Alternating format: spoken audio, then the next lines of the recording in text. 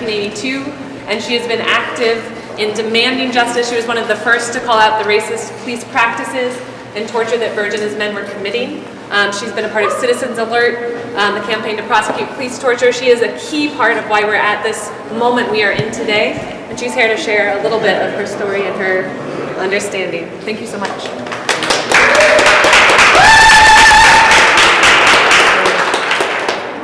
Once again, I want to say that it's a pleasure to be with you people who are concerned about what's going on in this United States of America. I like to say, I don't know how I appear to you, but there are a lot of people who see me and they actually think that I'm normal. But I'm here to let you know that I'm not normal. I couldn't be normal. After all the things I've been through, I've adjusted. I'm doing life with my son. He's doing a life sentence because he refused to plead bargain for 2 years for something that he didn't do.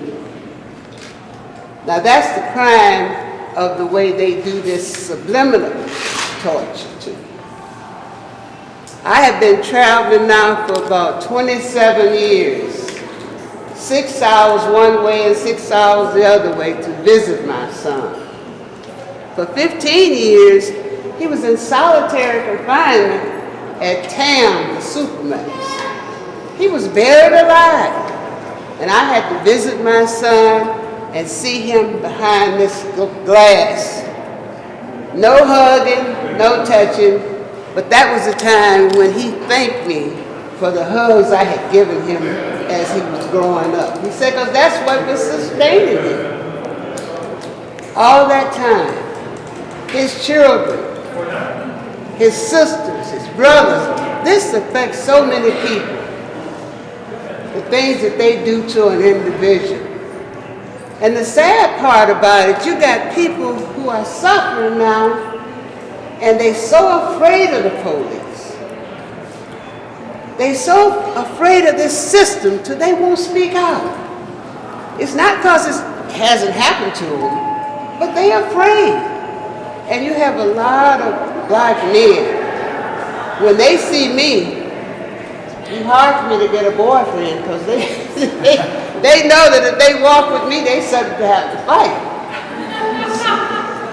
Because I am willing to fight for what I believe in. And all these young people, do you know if they start fighting and need you in this army, navy, whatever it is, they will draft you. They will make you go and fight for peace for them. And then they deny you the right to stand up for peace for yourself, your neighbors, your friends, your schoolmates. I got 2 grandchildren who are in the service now. Guess why they're there? Because we can't afford to go any further in school. We can't even afford decent schooling. In order to learn now, you have to be a special person. If you can't afford to go to private school, then they decide who goes to magnet schools. And the rest of the children, it's their parents' fault because they don't learn. The parents who had to drop out because they wasn't learning anything. Parents who went to 5th grade supposed to teach their children and work with their homework, and they doing algebra. I used to work with my grandson every night when he come in from school. I would go over his math and different little questions he had. He's a junior now. When I go in his room and see what he's doing, I back out, you know? I can't help him now. I thought that's what the teachers were supposed to be doing. I tell them all the time, I say, if you can't teach, you shouldn't be here in the school. You really shouldn't be here because you're wasting these young people's time. It's so sad. The first time I filed against the police was in 1970. And that's when I didn't know that freedom and justice and all that wasn't, I didn't know they wasn't talking about me too. I was pledging allegiance to the flag and I meant it from my heart. But when I filed that complaint, I started my son's reputation. I had never been to court for anything. But when I filed that complaint, my son was targeted. He was 17 when they started arresting him, and in 6 months he had about 17 or 18 arrests. I got that all in this pamphlet I did years ago. I'm fixing to redo it. Some people are going to pay for some reprints. I got all that in here, what they do to you, and then they blame you. The sad part is there are mothers who are aching. Any mother who has ever been in a position and couldn't help her child, it don't have to be that he went to jail. If he was ill, if he fell and hurt himself, anytime a mother's in a position where she can't help her child, that's a sad person. And what we need is, we don't need people's sympathy, we need empathy. We need you to just think if that was you. How would you feel? How would you feel to go and people treat you like you trash when you visit your children?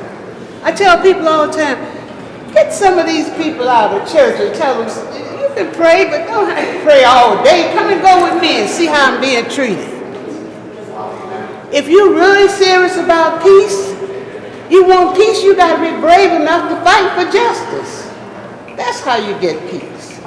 And I'm just inspired whenever I see young people, because that's who they want to fight for them. When they start drafting, they want the young people. They don't just want young blacks, they want young whites too, to fight with them. And you know why they want you while you're young? The same reason they keep us separated while you're young. Because it's easy to mold you. So I'm something like Uncle Sam. I want you. I want young people who are open to different knowledges, different cultures. Young people who are willing to know that when I bleed, it's red too. I want them to know that if you let the children get together, we'd solve all this, because children don't care what color you are. They'll have a lollipop and they'll lick on it and then they'll give you a lick. You know? Now it's the parents that keep us separated and make us seem that we're different. I had got this pamphlet that tells it, it's in here where they charge my son with a crime, and they use this statement, official statement of facts. That's police work, where they was trying to get him to sign a confession saying he had committed a crime, that if he had signed it, he would have been executed about in the 80s. He didn't sign it because at that time I hadn't ran out of money. I had an attorney, and the attorney told me that he was going to sign this confession to keep the police from coming and getting his money. Now how cruel can you be? And I thought I was kind of unique with that until I started visiting the guys on death row. And when they started telling me why they had signed confessions, I believed them because I understood. I knew what they had did to my family. They're just that cold. They told my son they was going to come and drag me off my job handcuffed. And what young man wouldn't try to save his mother? And who would have believed us? Nobody.